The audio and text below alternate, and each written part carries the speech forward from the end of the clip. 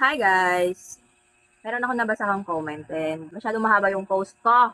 So, i-vlog ko na lang habang nag-sunscreen. So, ano daw bang gagawin niya kasi halos lahat ng pera niya ay napunta na sa utang.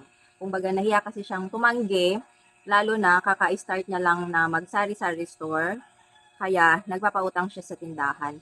Kaso, konti lang yung bumabalik. Kumbaga, hindi lahat ng pinautang niya ay nagbayad. So, wala na siyang pang-abono. Kaya nangyari, bago pa lang yung tindahan niya, imbis na madagdagan yung paninda niya, ay hindi na nadagdagan kasi yung pera na dapat na ipamimili niya pa ng stocks ay nasa tao na. Kasi nga, bukod sa nagpautang na siya ng paninda, nagpautang pa siya ng cash.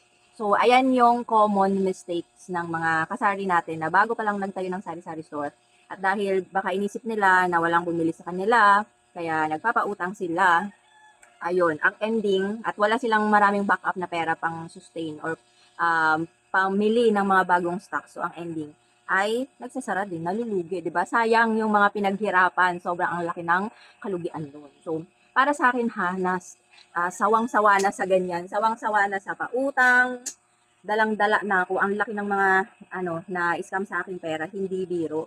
No, 300,000, may 45, 28, napakadami na. So kumbaga, dalang-dala na talaga ako diyan.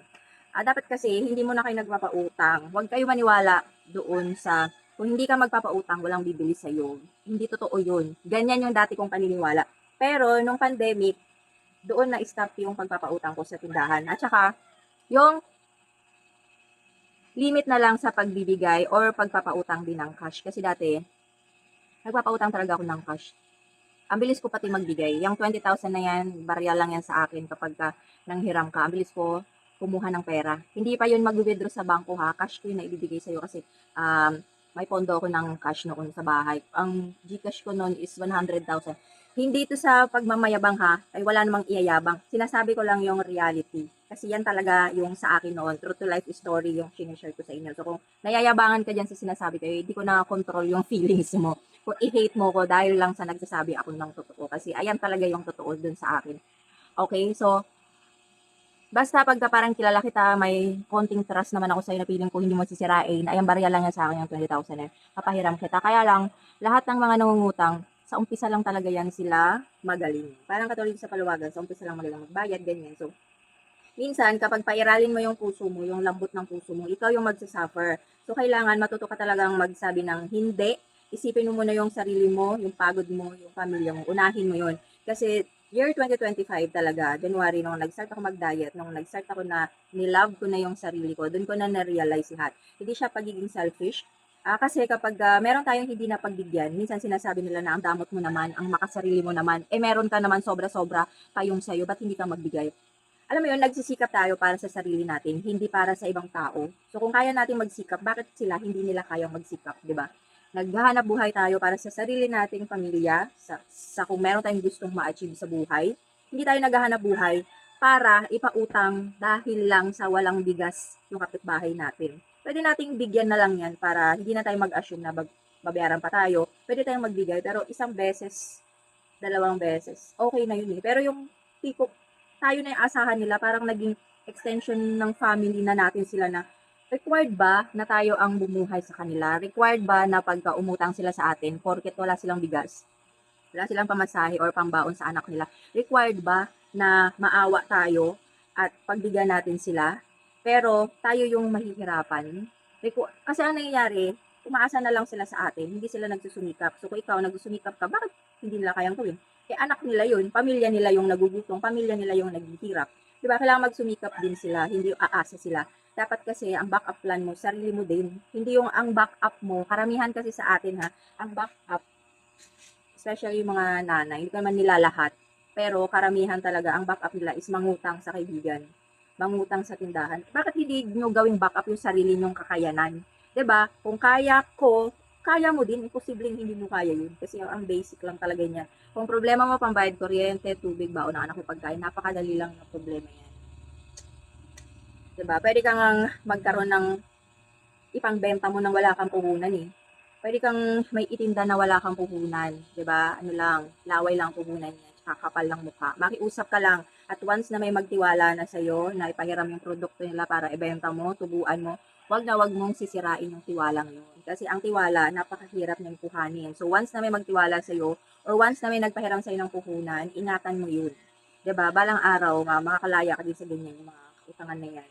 At magiging magaan din ang buhay sa'yo. Basta, ano ka lang, magsumikap ka lang. At para sa may tindahan, lalo na sa bagong bukas, huwag kayong magpautang. Kasi, pag bagong bukas ka, imposible na kumpleto ka na lahat niyan, na meron ka na lahat ng hinahanap ng mga customers mo.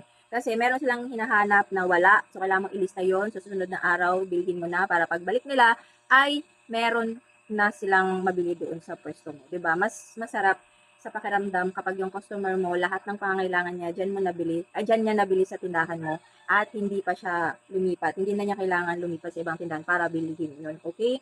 So, wag kayong magpautang. Bakit yung, ano ba, yung grocery store ba na wholesaler din sa inyo, nagpapautang ba? Di ba? Hindi. Pero nabibilhan pa din sila. I-control nyo kasi kayo ang masusunod niyan. Basta meron na kayo ng mga paninda na hinahanap ng mga kapitbahay mo, yung kung sino man yung nasa community nyo. Kasi tamang presyo ka, palagi kang may panukuli, palaging consistent yung pagbukas ng tindahan mo. Pag may bumili, nabibigyan mo kaagad, hindi yung nakailang tao po pa bago ka lumabas din sa lungga mo. Basta yung active lang, magkakaroon ka ng customers, hindi ka mag-zero, huwag ka matakot na hindi ka magpautang.